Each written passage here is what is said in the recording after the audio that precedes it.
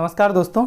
जो कैबिनेट है उसने लड़कियों की शादी की जो एज है उसको बढ़ाने वाले एक विधेयक को मंजूरी दे दी है, जिसके बाद अब क्या होगा, जो लड़कियों की न्यूनतम उम्र है शादी की वो 18 वर्ष से बढ़कर 21 वर्ष हो जाएगी। इस वीडियो में बात करते हैं कि इसके क्या बेनिफिट होंगे और क्या जो है लाभ के साथ नुकसान होंगे और इस मुद्दे पर क्यों लगातार विवाद बना हुआ है, और ये भी बताने की कोशिश करेंगे कि जो अभी तक हमारे यहाँ कौन से जो है अधिनियम या कौन से जो है रूल चल रहे थे, इसको लेकर भी इस वीडियो में बात होगी। आइए चलिए शुरू करते हैं।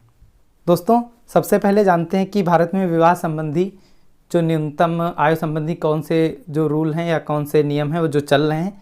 तो उससे पहले इसका बैकग्राउंड क्लियर होना बहुत ज़रूरी है, तभी जो वर्तमान का मुद्दा है उसे अच्छी तरह से समझा जा सकता है। वैसे जो भारत में पहली बार विवाह की जो न्यूनतम आयु थी, मिनिमम जो एज थी, वो एक शारदा अधिनियम था 1929 में उसके द्वारा निर्धारित की गई थी। बाद में क्या किया गया, इसी को शारदा अधिनियम को एक नया नाम दिया गया, the child marriage restraint act 1929, बाल विवाह प्रतिबंध अधिनियम 1929, CMRA जिसे कहा जाता है, वो कर दिया गया था। इसके बाद क्या होता है, वर्ष 1978 में जो लड़कियों के लिए विवाह की एक न्यूनतम या मिनिमम एज होती है वो उसे 18 वर्ष किया जाता है और लड़कों के लिए इसको 21 वर्ष करने के लिए एक जो कानून होता है उसमें संशोधन किया गया था 1978 में। जो उम्र बाल विवाह निषेध अधिनियम prohibition of child marriage act 2006 का जो PCMA था, उसमें भी यही उम्र बनी थी, लड़कियों के लिए 18 और लड़कों के लिए 21 वर्ष। अब जो ये नया हमारा विधेयक आ रहा है, the prohibition of child marriage amendment bill 2021, इसमें इसको जो है 18 से बढ़ाकर 21 करने की योजना बनाई जा रही है। वैसे जो प्रस्तावित संशोधन कानून है उसमें एक चाइल्ड को इस प्रकार से परिभाषित किया गया है कि एक चाइल्ड, बच्चे का अर्थ एक पुरुष या महिला है जिसने 21 वर्ष की आयु पूरी नहीं की है। इसमें बच्चे को जो है इस प्रकार से परिभाषित किया गया है। वैसे दोस्तों, इसकी जो है पुनः निरीक्षण की ज़रूरत क्यों पड़ी इस पुराने जो 2006 में चल रहा था prohibition of child marriage act. तो सरकार का मानना है कि जो नया एक्ट जो अमेंडमेंट होके आएगा तो उसमें ये होगा कि जो लैंगिक तटस्थता है, जैसे पुरुष और महिला की आयु पहले पुरुष की 21 और महिला की 18 वर्ष है, वो अब समान हो जाएगी, दोनों की 21 वर्ष हो जाएगी। तो इससे कहीं ना कहीं लैंगिक जो तटस्थता है उसको जो है बढ़ावा मिलेगा, समानता स्थापित होगी।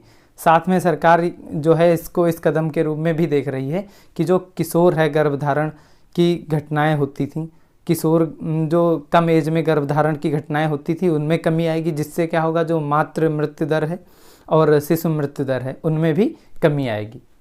वैसे दोस्तों, शिशु जन्म के समय जो महिलाओं में पोषण स्तर या मानसिक स्वास्थ्य और लिंगानुपात जो सेक्स रेशियो है, मेंटल हेल्थ है या जो न्यूट्रिशन लेवल है, उसमें से भी सुधार होगा। इसके बाद जो ये एज जो है बढ़ाई जा रही है, 18 से 21 की जा रही है, सरकार का ऐसा भी मानना है। जो महिलाएं हैं उनको कम उम्र में शादी के बाद शिक्षा और आजीविका संबंधी जो बहुत सारी दिक्कतें होती हैं वो भी इससे समाप्त हो जाएगी, ऐसा सरकार मान रही है। वैसे इस पर विवाद क्यों लगातार उठ रहा है, तो इस पर भी बात कर लेते हैं।